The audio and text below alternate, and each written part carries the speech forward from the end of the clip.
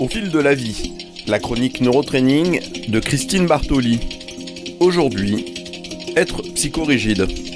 Je fais des petits trous, encore des petits trous, des petits trous, toujours des petits trous.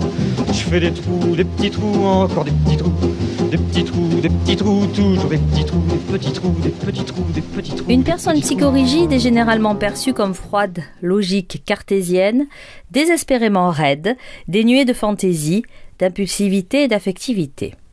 Les autres traits de caractère principaux vont être le perfectionnisme, chaque détail doit être étudié, planifié, vérifié. L'ordre, tout doit être rangé, organisé. Le besoin de contrôle et de maîtrise. La rigueur morale, pas d'entorse aux lois, aux règlements, aux horaires. Le doute, la moindre décision soulève des interrogations, des scrupules et des atermoiements. On retrouve ces différents symptômes dans le caractère anal selon Freud, période de notre vie qui se situe entre 18 et 30 mois et qui associe le souci de l'ordre et de la propreté, le sens de l'économie qui peut aller jusqu'à la mesquinerie voire l'avarice, l'entêtement obstiné qui rend compte de la ténacité et de la persévérance de ses sujets. Ces personnes s'attachent aux détails et n'arrivent pas à dégager des vues d'ensemble. Elles perdent du temps et ne peuvent pas terminer les tâches qu'elles se sont fixées, lesquelles sont souvent trop compliquées, démesurées et mal adaptées. Hésitant entre plusieurs perspectives qui comportent chacune leurs avantages, elles hésitent et ne se décident pas et laissent passer ainsi d'excellentes occasions. Alors on peut se poser la question de comment sont leurs relations personnelles et affectives. Ces sujets sont décrits comme froids, impassibles, ayant une forte tendance à l'intellectualisation, et ceci afin de se préserver des débordements émotionnels qu'ils redoutent. Il leur semble normal de dire que les sentiments comme la peur, la haine, l'amour peuvent se raisonner, s'organiser et se conclure rapidement.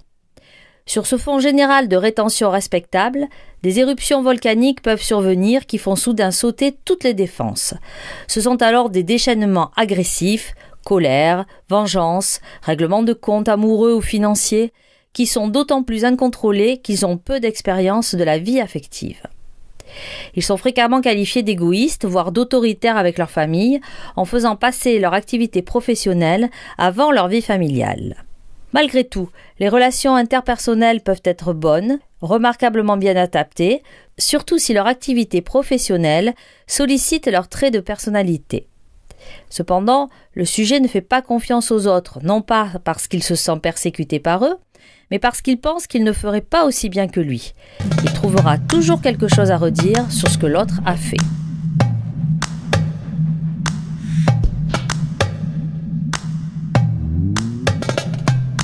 Et ces psychorigides, comment se perçoivent-ils et comment perçoivent-ils les autres ?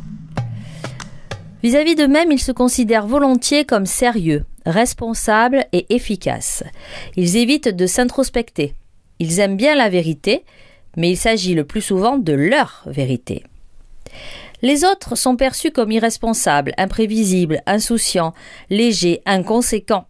Les pensées automatiques sont du type « Je suis responsable de moi-même et des autres. Je sais ce qui est bien. Il faut faire les choses parfaitement. Les fautes sont intolérables. Une personne qui s'est trompée doit être punie. Je dois absolument contrôler mes émotions. » Alors quelles sont les bases et comment peut-on expliquer ce comportement ? Il s'agit de l'un des troubles les plus expliqués par la psychanalyse, qui met l'accent sur les mécanismes de défense utilisés, qui sont l'isolation. On va séparer un souvenir de son émotion, qui est alors refoulé dans l'inconscient. La formation réactionnelle, on fait l'inverse de ce qui a été refoulé. Exemple, lorsqu'on a des pulsions agressives, on les refoule et du coup la personne est trop gentille avec tout le monde. Le déplacement, par exemple un enfant qui se fait gronder, qui n'ose pas répondre à ses parents, va aller taper sa petite sœur. La propreté excessive serait une forme réactionnelle contre le goût de la saleté. Les théories cognitives ont mis l'accent sur les règles éducatives rigides que l'on peut repérer dans les familles des patients présentant ce trouble. Ces familles sont décrites comme rigides, où le rôle de chacun va être spécifié et comme ayant peu d'expression émotionnelle. La thérapie en neurotraining va mettre l'accent sur la modification de la perception des autres afin que le sujet apprenne à leur faire confiance et à leur déléguer des tâches. En fait, cela va passer par l'apprentissage des émotions et l'expression de celles-ci. Merci Christine Bartoli. On retrouve votre chronique sur votre page Facebook, Neurotraining Christine Bartoli. On pourra la podcaster, la réécouter et proposer des sujets qu'on souhaiterait voir traités.